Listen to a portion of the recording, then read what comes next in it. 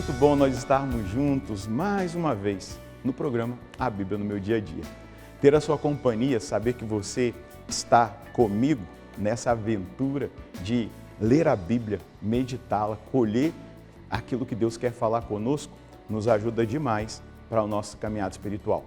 A palavra é um alimento forte que vai nos fortalecendo e vai nos ajudando na fidelidade a Deus. Por isso, vamos abrir o coração para que Deus fale conosco hoje, mas também supliquemos o Divino Espírito Santo para que Ele nos conduza no nosso estudo bíblico. Em nome do Pai, do Filho e do Espírito Santo. Amém. Vinde, Espírito Santo, enchei os corações dos vossos fiéis e acendei neles o fogo do vosso amor. Enviai o vosso Espírito e tudo será criado e renovareis a face da terra.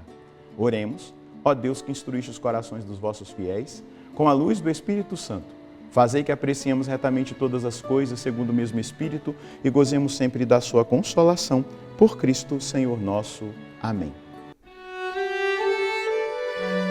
Vamos dar prosseguimento ao nosso estudo, isso mesmo, continuando aqui no capítulo 15. Então pega a sua Bíblia, o seu caderno, anota o texto que nós vamos meditar hoje, Números capítulo 15, versículos de 22 a 31. Números capítulo 15, versículos de 22 a 31.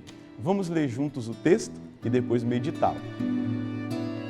Se por inadvertência falhardes, deixando de cumprir alguns destes mandamentos que o Senhor deu a Moisés, isto é, alguma coisa do que o Senhor vos ordenou por meio de Moisés para todas as gerações, desde o dia da promulgação em diante, nesse caso, se a falta foi cometida sem a comunidade ter consciência disso, a comunidade inteira oferecerá um bezerro em holocausto, com suave odor ao Senhor, além da oblação e da libação costumeiras e de um cabrito pelo pecado. O sacerdote fará expiação por toda a comunidade israelita. Assim, a falta lhe será perdoada, pois foi inadvertida, e por ela apresentaram ao Senhor a oferta queimada e a vítima pelo pecado. Assim, toda a comunidade israelita será absolvida, bem como o estrangeiro que viver no meio deles, pois se tratava de uma falta coletiva por inadvertência. Se uma só pessoa pecar por inadvertência, oferecerá uma cabra de 1 ano pelo pecado. O sacerdote fará diante do Senhor a expiação por aquele que pecou por inadvertência, e este será perdoado. Tanto para o israelita nativo quanto para o estrangeiro que vive no meio de vós, haverá uma só lei para quem comete um pecado por inadvertência. Mas quem agir dolosamente, seja ele nativo ou estrangeiro, comete um ultraje ao Senhor e será eliminado do meio do povo. Desprezou a palavra do Senhor e violou o mandamento. Deverá ser eliminado, a iniquidade lhe será imputada. Deus continua falando com esse povo e mostrando os seus princípios e valores morais. Especialmente hoje no texto nós vamos ver a questão da expiação do pecado comunitário por inadvertência e a expiação do pecado pessoal cometido também por inadvertência. Você percebeu que existe aqui uma realidade de uma distinção que Deus faz da realidade do pecado. Aquilo que é feito por fraqueza, inadvertência, imediatamente o Senhor vai perdoar quando nós, arrependidos, nos aproximamos dele. Mas aquilo que é feito dolosamente, propositalmente, aquilo que se programa para fazer, existe uma gravidade maior. Então aqui ele fala, tem que ser eliminado do meio do povo. Exatamente quando nós vemos aqui na Bíblia essa atitude parece que tão dura do Senhor, ela é para que a impunidade não gere mais pecados e crimes no meio do povo. Então a gente precisa perceber isso. A impunidade, ela faz com que as pessoas continuem fazendo as mesmas coisas, não é? Se a gente perde a consciência do sobrenatural, e aí olhando para a nossa realidade, se nós relativizamos tudo, se nós não entendemos algo que é importante de se entender, que a nossa salvação está correndo risco diante das escolhas erradas que nós fazemos, a gente vai continuar escolhendo errado, fazendo da forma errada, dolosamente, propositalmente. Aqui está um parâmetro muito importante de nós fazermos um exame de consciência. Tem um arcebispo, Fulton Sheen, que está em processo de beatificação, né? Olhando ali os milagres, a vida dele sendo avaliada, já foi declarado que ele tem virtudes, né, heróicas. Fulton Sheen dizia assim: o pecado do homem moderno é não acreditar mais que ele tem uma alma para salvar. Nós precisamos acreditar que temos uma alma para salvar. Aqui está falando de expiação por meio de um touro, de boi oferecido, de alimentos e também ali de um cabrito. Mas a gente precisa entender que a expiação que Jesus fez por nós foi da sua própria vida. Ele é o Cordeiro imolado. Então, ele nos redimiu. O que é a redenção? Ele pagou o preço do nosso pecado. Ele expiou, ou seja, o pecado foi apagado pela expiação. Aí sim, apagado pela expiação do sangue do Filho de Deus.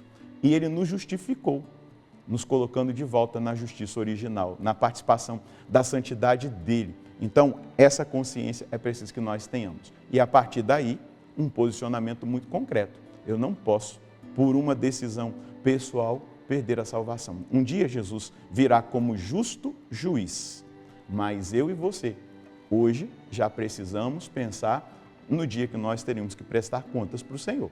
E a partir daí, ajustar nossa vida à palavra, ajustar nossa vida aos mandamentos. Você percebe que o Senhor, ele não é, em momento nenhum, radical, exigindo uma perfeição imediata. Ele vai dizer que é uma crescente até nós chegarmos a essa perfeição, a essa santidade. É um caminho de subida. O que nós não podemos fazer é voltar.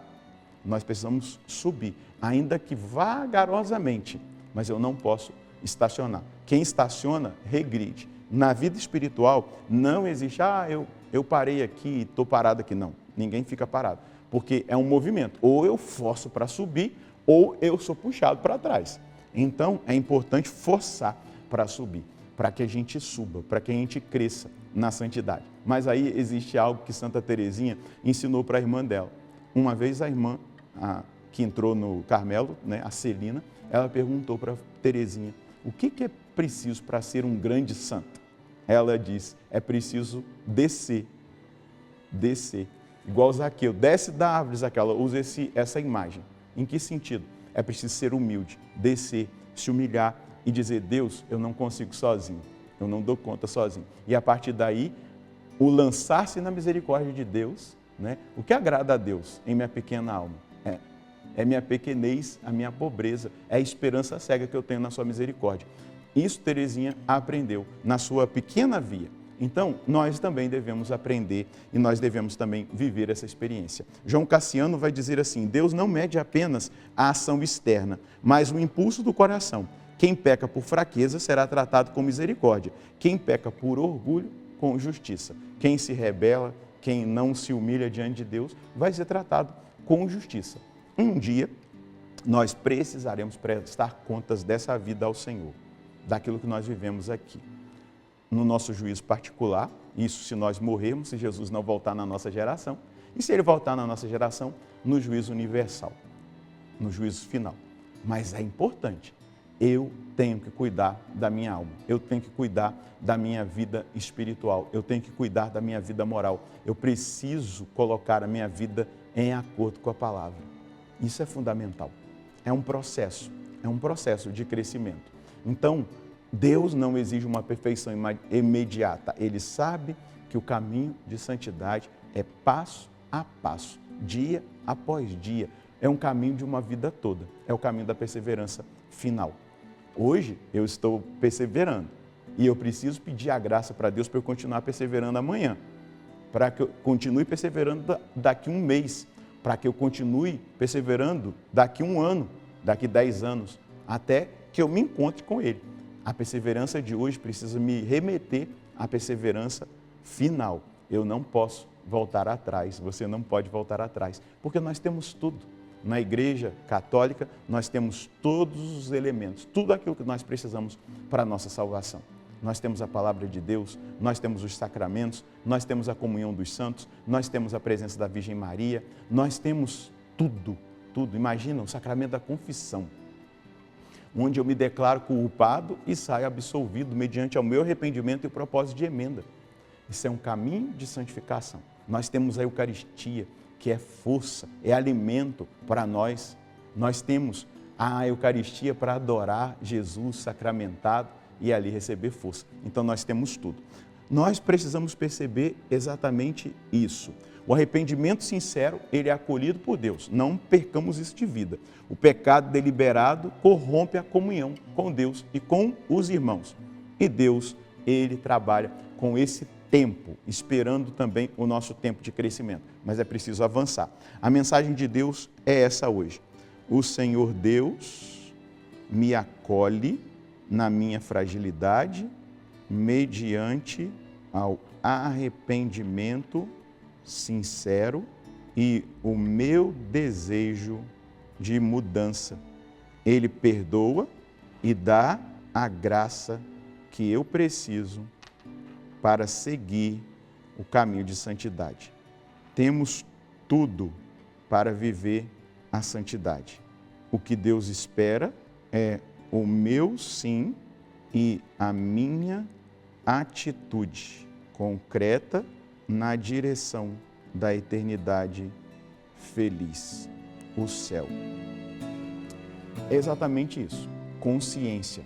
Nós estamos aqui, mas um dia chegará a eternidade para nós. E ela vai ser feliz mediante a minha escolha. Se eu escolhi Deus, se eu escolhi agradar a Deus e não a mim mesmo, e não às pessoas, e não ao mundo, eu vou receber essa dádiva da eternidade feliz no céu. Vamos rezar? Senhor, eu agradeço imensamente ao Senhor pela clareza que o Senhor deu a mim e aos meus irmãos a partir do texto bíblico estudado. As nossas fraquezas, aquilo que, Senhor Deus, não é um pecado deliberado, um pecado muitas vezes, Senhor, programado, é muito diferente de uma queda por fraqueza do que uma queda por preparo, por realidades em que eu mesmo quis, eu mesmo provoquei e eu mesmo fui e insisti. Foi muitas vezes deliberado. Esse pecado, Senhor, é tratado com mais justiça, com mais radicalidade pelo Senhor. E hoje, ao ter essa clareza, eu quero pedir a graça do Espírito Santo para que me retire de toda e qualquer atitude pecaminosa, programada, pensada, que me leva a um estado de pecado mortal, que rompe a caridade, que rompe a minha comunhão com o Senhor. Gera o arrependimento, gera o propósito no meu coração, no coração dos meus irmãos, e que nós lutemos a partir de hoje para não cometer esse tipo de pecado. Mas se nós cairmos e arrependidos estivermos, nós viremos até o Senhor, até o sacramento da confissão. Mas nos dê a graça dessa perseverança, de permanecermos fiéis ao Senhor até o fim. É o que eu peço hoje para mim, para os meus irmãos, agradecendo imensamente a sua infinita bondade e misericórdia. Muito obrigado, nosso Senhor e nosso Deus.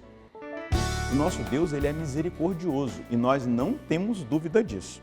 Se o Senhor levasse em conta as nossas faltas, quem haveria de subsistir? Mas a gente não pode brincar com a salvação. Não brinquemos com a nossa salvação. É hora de posicionamento, é hora de decisão. Que Deus abençoe você, a sua família. Nós nos encontraremos no próximo programa, se Deus quiser, no nome do Pai, do Filho e do Espírito Santo. Amém.